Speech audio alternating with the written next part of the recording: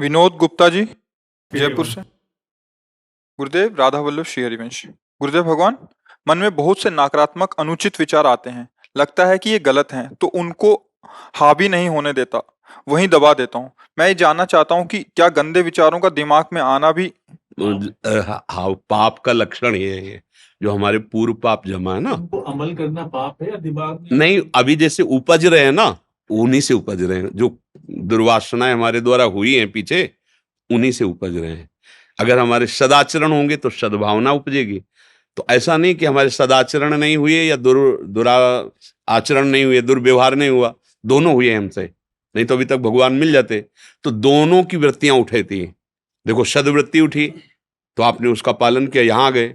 अब असदवृत्ति उठी, आपको दबाने के सामर्थ्य सत्संग और नाम जप से मिले। अब इतना सत्संग का हमारे हृदय में असर हो जाए कि हम प्रभु को भूले ना। जब प्रभु को नहीं भूलेंगे तो वो स्फुरित होते हैं और नष्ट हो जाते हैं, क्योंकि वो सत नहीं है, वो असद वासना है। और जहां वो पूरी नष्ट हो गई, फिर वो स्फुरित भी नहीं होंगी, फिर हृदय आनंद से भरे। जब तक दुर्वासना मम सदा परिकर्षयन्ति, तब तक आनंद की अनुभूति नहीं होगी। भगवदानंद जिसे कहते हैं, विषयानंद तो सभी भोग रहे हैं, भगवदानंद की अनुभूति तब होती है जब दुर्वासना नष्ट हो जाती है। निर्मल मन जहां हुआ, वासना नष्ट हुई, फिर स्फुरित भी नहीं होता। ये भोग तब तक प्रिय लगते हैं संसार के, जब तक अविद्या रहती। ध्यान रखना, नहीं तो जैसे बमन है, उसको आपके सामने रखा जाए तो घृणा आ जाएगी ना। ऐसे ही थोड़ा सा भगवदानंद मिले, थोड़ा सा, पूरा नहीं कह रहा हूं, थोड़ा सा भगवदानंद, तो यहां मृत्यु लोक के भोग क्या, ब्रह्मादिक के भोग सब विषम लागत ताय, नारायण ब्रजचंद की लगन लगी है चाहे। ब्रज किशोर ललित त्रिभंगी लालजू की प्राप्ति की चाह पैदा हुई तो ब्रह्मादिक के भोग भी विष के समान लगने लगते हैं। इन भोगों की क्या बात। और हमारा स्तर गिर गया है, यद्यपि हम हैं भगवान के अंश, पर हमारा सोच, हमारे आचरण ऐसे गिर गए कि बस शरीर तक सीमित हैं। ये जो मांस आदि भक्षण है, बेविचार आदि है, हिंसा आदि है, ये इसी भावना से। तो अब हमें अपने विचार का स्तर ऊंचा करना पड़ेगा, और वो होता है भजन और सत्संग। जैसे पंछी दो पंखों से आकाश की यात्रा करता है, ऐसे उन्नति का मार्ग लौकिक और पारलौकिक दो हैं, एक तो हरिभजन और दूसरा सत्संग। अगर सत्संग मिलता रहे और हरिभजन होता रहे तो आप अध्यात्म की ऊंचाई पर चढ़ जाएं। फिर काम क्रोध आदि दोष आपको छू भी नहीं पाएंगे, असद वासनाएं जड़ से नष्ट हो जाएंगी, हृदय एकदम निर्मल आनंद। शरीर रोग ग्रसित, लोग अपमान कर रहे हैं, खाने पीने की व्यवस्था नहीं, सुरपति नरपति लोकपति जिनके भावे घास, और रहे परम आनंद में तज सब ही की आस। एक अद्भुत अध्यात्म में एक अद्भुत आनंद होता है। ये जादू टोना वाला मार्ग थोड़ी है, सत्य सच्चिदानंद मार्ग है। तुम वही सत्य हो, वही सच्चिदानंद हो। भूल करके इस देह में आसक्त हो गए, और देह आसक्ति का फिर ऐसा फैलाव हुआ कि हम विषयों में आसक्त हो गए, शरीर संबंधियों में वो अब समेटना पड़ेगा। सुरक्षित रहने के लिए जैसे कछुआ को ऐसे करो तो तुरंत वो अपने कवच के अंदर आ जाता है। अब आ गया समय कवच के अंदर आने का। मनुष्य जीवन का परम लाभ, लौटो, अंतर्मुख बनो और भगवान के चिंतन में, प्रियालाल के चिंतन में लगो, सब मंगल होने लगेगा, सब आनंद मिलने लगेगा। अभिषेक शर्मा जी, मथुरा से। राधे राधे। राधे राधे महाराज जी, आपके चरणों में कोटि कोटि प्रणाम। महाराज जी, मैं जहां से दीक्षित हूँ, क्या मेरी पत्नी भी वहां से दीक्षा ले सकती है, या वो उसको किसी और गुरु नहीं बना सकती? ये भजन का मार्ग, इसमें पति पत्नी इन सब भावों का कोई, अगर मान लो आपको राम प्रिय है, उसको कृष्ण प्रिय है, दोनों राम कृष्ण जपो, कोई परेशानी नहीं। भजन करना है। देखो, संतों से जुड़ा जाता है केवल भजन के लिए, भगवत मार्ग के लिए। व्यवहार नहीं करना चाहिए संतों से। नाम लो, मंत्र लो, अपने घर जपो जाके, उनकी आज्ञा का पालन करो। ये व्यवहारिक जैसे रिश्ते नाते नहीं बना लेते ऐसे संत नहीं। तो चाहे जहां से ले लो, चाहे जहां से, तुम और कहीं से ले लिए, उसने कहीं और से ले लिए। नाम जप करना, घर में खूब जैसी आज्ञा संतों की वैसे भजन करो, सत्संग सुन लो, उनकी आज्ञा का पालन करो। ज्यादा व्यवहार करने की जरूरत नहीं। श्रवण कुमार जी, राधा वल्लभ श्री हरिवंश। गुरुदेव आपके चरणों में कोटि कोटि प्रणाम। महाराज जी, मेरा बहुत कठोर हृदय है, भगवान के लिए दो आंसू भी नहीं आते, संसार के लिए रोना आता है। कृपया करके मेरा मार्गदर्शन करें कि प्रभु के लिए ही रोना आए। आप कृपा करें महाराज जी। जब हृदय द्रवित होने लगता है तब वो असली में रोना, जो प्रेमाश्रु बहते हैं भगवान के लिए, वो तभी होते हैं जब नाम अंदर चलता है। निरंतर नाम सुमिरन चलता रहे तो नाम क्या करता है, अंदर की जो वासनाएं हैं, दुर्वासना मम सदा परिकर्षयन्ति, जो नहीं करना चाहिए वो जो करने वाली बातें उन्हें दुर्वासना कहते हैं, वो हमारे मन को खींचती है। और हम इतने कमजोर हो गए कि अपने मन को रोक नहीं पा रहे। अब हमें जो रोकने के लिए बल चाहिए वो नाम है। अगर नाम का हमने अभ्यास अंदर ही अंदर करें तो उसका बल हमारे अंदर बढ़ेगा, और नाम बल बढ़ेगा तब हम मन को रोक सकते हैं। और जब मन को रोकेंगे और फिर भजन और आगे बढ़ेगा तब हमारा हृदय द्रवित होने लगता है। द्रवित माने प्रेम से युक्त। तो अपने मालिक के, अपने स्वामी की याद करके रोना, जैसे कोई दिल को मसला करे। अब वो कुछ कह नहीं पा रहा पर अंदर पता नहीं क्या हो रहा है, बस कहाँ जाऊं, किससे मिलूं, कैसे कोई मुझे मेरे प्यारे को दिखा दे, मेरे प्यारे की बात सुना दे। वो तब रोना आता है। पहले हमारा अपनापन तो प्रभु से हो, अपने के लिए रोना आता है ना। अभी हमारा शरीर अपना है, इंद्रियों के भोग अपने हैं, परिवार अपना है, तो मालिक के लिए, प्रभु के लिए रोना कैसे आए। तो इसलिए पहले खूब नाम अंदर अंदर जपो और सत्संग सुनो। सुनने का मतलब क्या कह गए उसका मनन करो, जो बात उसमें आचरण उतारने में आ रही उसे आचरण में उतारो, और फिर नाम का प्रताप देखो, आ जाएगा। ऐसा रोना आ जाएगा कि फिर चिल्ला चिल्ला के रोना आएगा। और रोता कौन है? जिसका कोई बल नहीं होता वही रोता है। जब इतने बड़े महान परम ईश्वर परमेश्वर को हम देखते हैं, उनके सामने हम अपने को देखते हैं, तब लगता है ये तो केवल कृपा है आपकी। अगर आपकी कृपा न होती तो हम कहाँ भटकते होते। ये तो आपका दुलार है जो मुझे अपना बना लिया। फिर वो एक अपनापन जो प्रेम होता है उसमें फिर रोना आता है। अभी भगवान की कृपा से आपको ये तो समझ में आ रहा है कि हमारा हृदय कठोर है। नहीं, समझे में नहीं आता है। आप कृपा से और आगे बढ़ो नाम जप करते हुए, तो हृदय द्रवित हो जाएगा। हाँ, गदगद सुर नयना सजल, दंपति रस रहे भीन, ईगत वृंदा विपिन में फिरे प्रेम तनलीन। अपने श्यामा श्याम के अनुराग में डूबा हुआ अश्रु प्रवाह, हा राधा, हा कृष्ण, हा गोविंद, ऐसा पुकारता हुआ वो एक दशा है, वो बनावटी नहीं है। वो दशा आती है जब हम बहुत काल अंदर ही अंदर सुमिरन करें, अंदर ही अंदर जप करें, तब वो दशा आती है। रवि सोनी जी, वृंदावन से। जय श्री हरिवंश महाराज। गुरुदेव आपके चरणों में कोटि कोटि प्रणाम। गुरुदेव, कुछ समय से हम ब्रह्मचर्य का पालन करने का प्रयास कर रहे हैं, तो क्या ब्रह्मचर्य का पालन करते हुए अपवित्रता मासिक धर्म में मेरे शरीर की पत्नी श्री जी की सेवा कर सकती है और श्री जी की रसोई मनिया कर सकती है?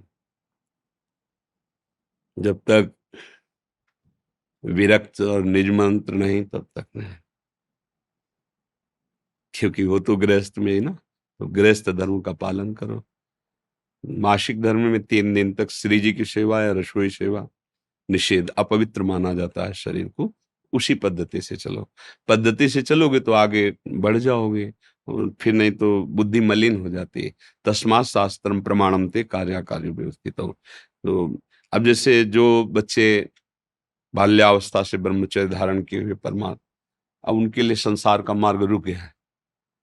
आपने गृहस्थी भोगा है, आपने संसार को भोगा है, तो उसी पद्धति से चलोगे तो ऊपर चढ़ जाओगे।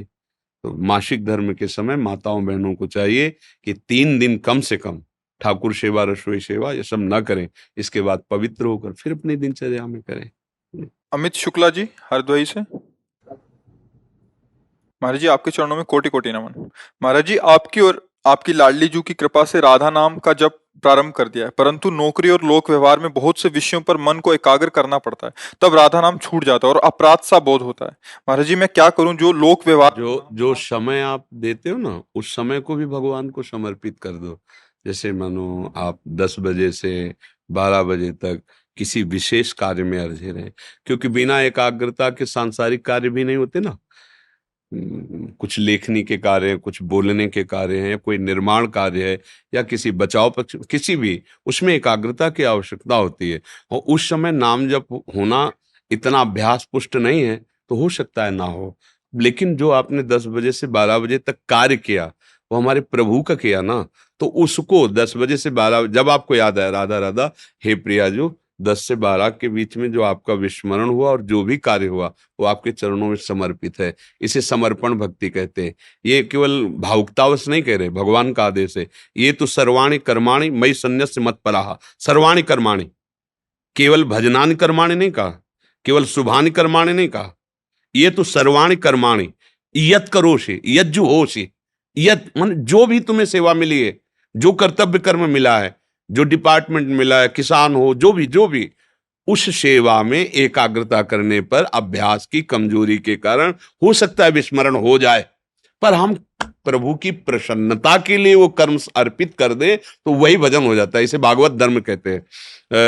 नवयोगेश्वर एकादश स्कंद भागवत में पढ़ के देखना, नवयोगेश्वरों ने बताया भागवत धर्म का स्वरूप कि मन से, बुद्धि से, चित्त से, अहंकार से, अनेक जन्मों की वासनाओं से स्वभाववश जो जो होता है वो सब परम पुरुष भगवान नारायण को समर्पित कर देने से भागवत धर्म, और भागवत धर्म करने वाला भगवत प्राप्त होता है। इसलिए ये चिंता तो करो मत। हाँ, अभ्यास बनाओ और बढ़िया अभ्यास बनाओ कि बीच बीच में इतना लंबा समय न चला जाए कि 2 घंटे हो गए एक बार भी राधा नहीं कहा। हमें निराश तो नहीं होना, पर हमें इतने पे राजी भी नहीं हो जाना 5-10 मिनट बाद राधा, तो हमारा समय में ब्रेक तो लग गया कि भाई 10 मिनट बाद हम एक बार राधा बोल दिए, अब फिर 10 मिनट बाद एक राधा। अगर हम इतना सावधानी कर ले कि हर 10 मिनट में एक बार राधा बोल दें तो मुझे लगता है बहुत जल्दी आपको लाभ अनुभव में आने लगेगा। 2 घंटे हो गए हम भूल ही गए प्रभु को, फिर भी हम उसे भागवतिक बनाएंगे, उस समय को प्रभु को अर्पित करेंगे। पर अगर हम बीच बीच में ऐसा प्रयास कर लें एक बार 10 मिनट में राधा बोलो, फिर देखो आप कैसे फंसा लोगे मन को। इसे चिंता लगने लगेगी कि अगले 10 मिनट में मुझे राधा जपना है, कई बार राधा बोल पाएगा देख लेना आप। इसे फंसाओ ना, ए मन 10 मिनट में एक बार राधा बोलना है, महाराज जी का 10 मिनट में एक बार राधा, अब अगले 10 मिनट में राधा बोलना है। वो चल रहा है, वो कई मिनट हो गए, राधा बोलना है। एक दिन निरंतर पकड़ लेगा नाम। इसको प्यार से, जैसे जंगली घोड़े को दुलार से, प्यार से और चाबुक से ऐसा सवार चतुर बना लेता है उसे कि एड़ एड़ से बता, एड़ से इशारे में राइट की लेफ्ट किधर चलना, एड़ से पता चल जाए। ऐसे ही मन को फंसाओ। संतों ने युक्तियां पकड़ी है इसके, इसको जबरदस्ती अधीन नहीं किया जा सकता।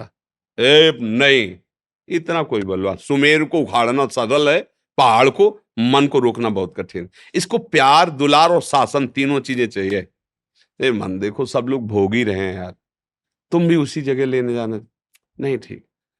उचित भोगों को दे दे, प्रसन्न करो उसे।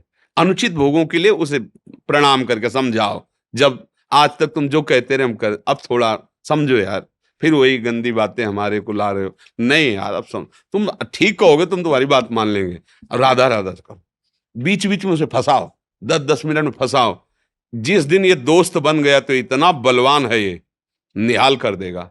अभी क्या खिलाफ है हमसे, अब हम चाहते हैं भक्ति करना, और अभी तक हम इसका साथ देते रहे विषयों की तरफ। अब वो बलवान आदमी, वो तो जल्दी कब्जे में थोड़ी आएगा। जहां राधा तो टूटा विषयों की तरफ, नहीं चाहिए मुझे वही चाहिए। अब उसको घसीटना है। अब बाहरी युद्ध है छोटा मोटा, तभी तो साधना शब्द लगता है कि भाई साधना करो। अब हम धीरे धीरे इसे नाम में फंसाएं इसे। ये कभी कभी इसको पुचकारा भी जाता है, जैसे बहुत परेशान कर रहा है, क्या खाओगे? अगर समोसा चटनी मिले तो हाँ, धनिया की चटनी और समोसा गरम गरम खरीद लाओ और ठाकुर जी को अर्पित करो, और उसे पौधे को तुम्हारी बात मान ली। अब राधा राधा, इसे फुसलाओ भी। अब कह रहा है कि नहीं मुझे अमुक गंदी चीज चाहिए, अनेक जन्म बर्बाद कर दे, अब तेरे कहने में नहीं आने वाले।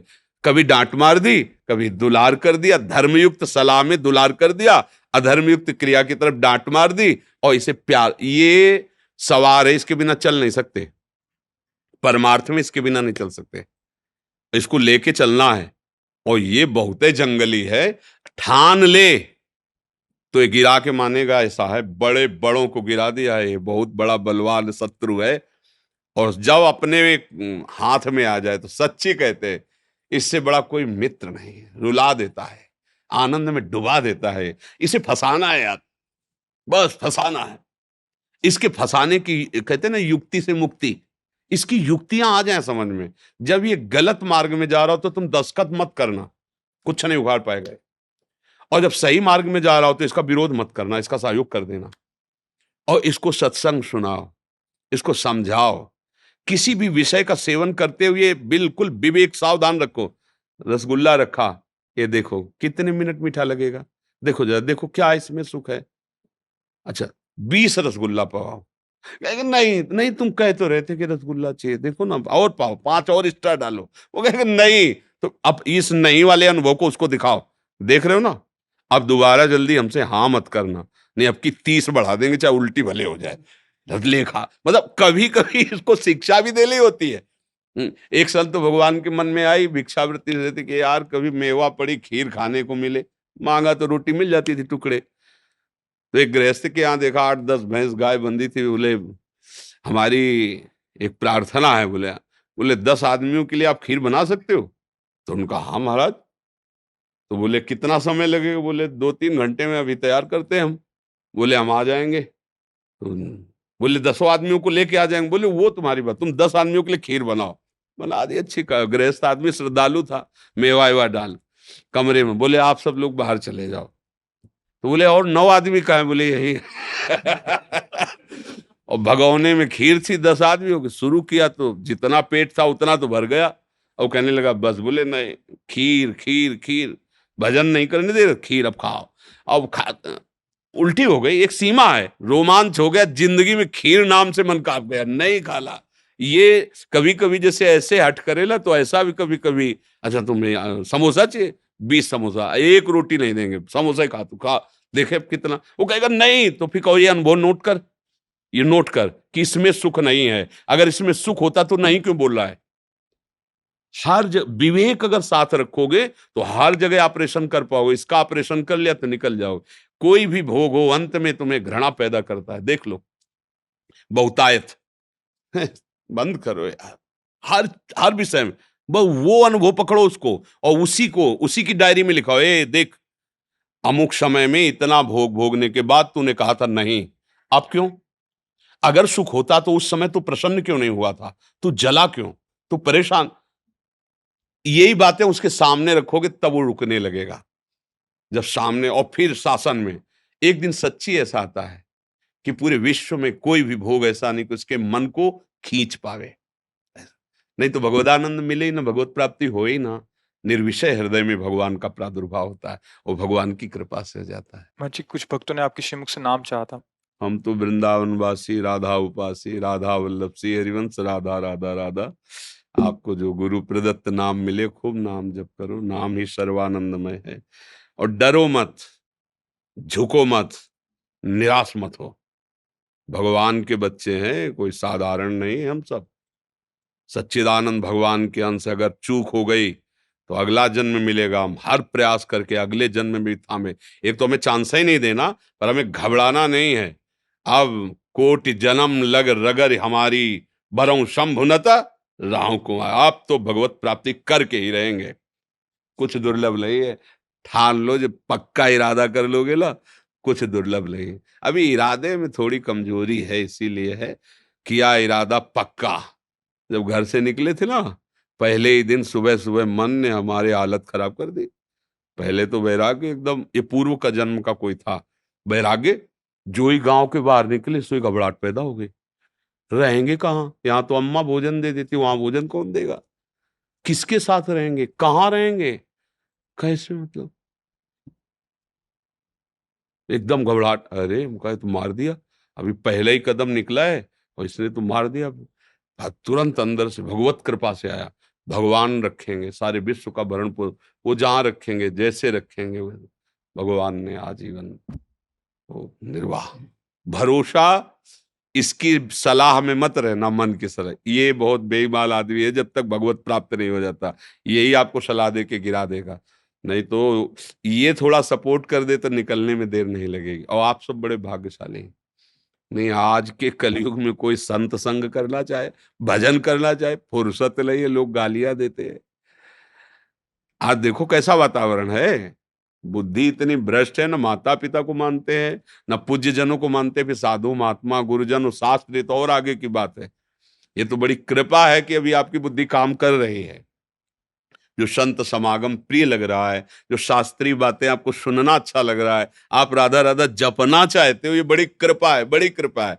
नहीं तो कलयुग भगवान का ऐसा प्रभाव आगे बढ़ता चला जाएगा कि तुम्हें नाम सुनने को नहीं मिलेगा, भक्ति की चर्चा दुर्लभ हो जाएगी।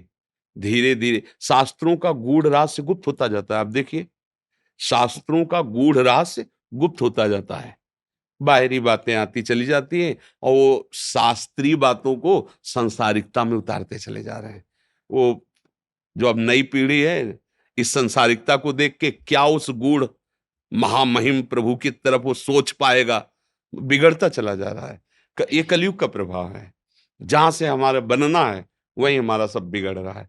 अभी थोड़ा कृपा है तो आप लोग सावधान होकर कंठी तिलक बांधे हो चल रहे, आगे आगे इसकी भी सामर्थ्य नहीं रह जाएगी कि हम परमार्थ पे चल सके। कहाँ चले, कैसे चलें, बताने वाला नहीं मिलेगा, समझाने वाला नहीं मिलेगा। आने तो दो समय, धीरे धीरे समय। देखो, एक से एक बड़े महापुरुष हमारे भारत में हुए हैं और हैं, और भगवान कृपा करें आगे भी होते रहें। बिना संतों के शास्त्रों का रहस्य समझ में नहीं आता, क्योंकि जो अनुभव हुआ तभी तो बात समझ में आएगी ना। पढ़ी लिखी हो, पीएचडी करने से शास्त्र समझ में नहीं आते। शास्त्र तो समाधि भाषा है ना, वो कोई पढ़ने लिखने से थोड़ी समझ में आते हैं।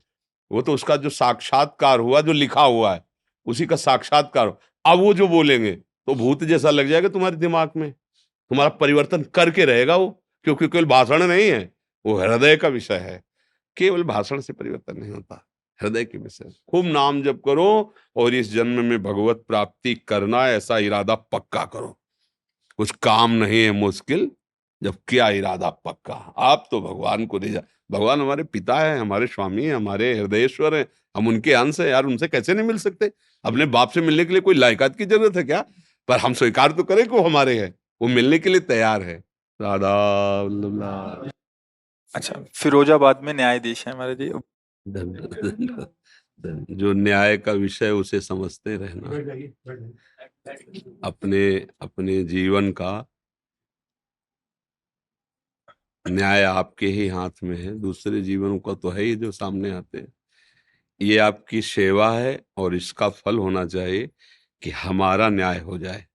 अब मुझे इस दुख में, संसार में फंसना न पड़े, मुझे परमानंद भगवान की कृपा मिले, वो हम पर प्रसन्न रहे। नहीं, उन्हीं की कृपा से, उन्हीं की कृपा से सब आनंद की प्राप्ति होती है। तो ठीक पॉइंट पर ही न्याय करना, किसी प्रलोभन या भय से प्रभावित होकर निर्दोष को दंड नहीं देना, दोषी को प्रलोभन या दबावश बख्शना नहीं, भरोसा भगवान का रखना, नाम जप करते रहना और इस सेवा को भगवान को समर्पित करते रहना। यही यही तुम्हारी पूजा होगी।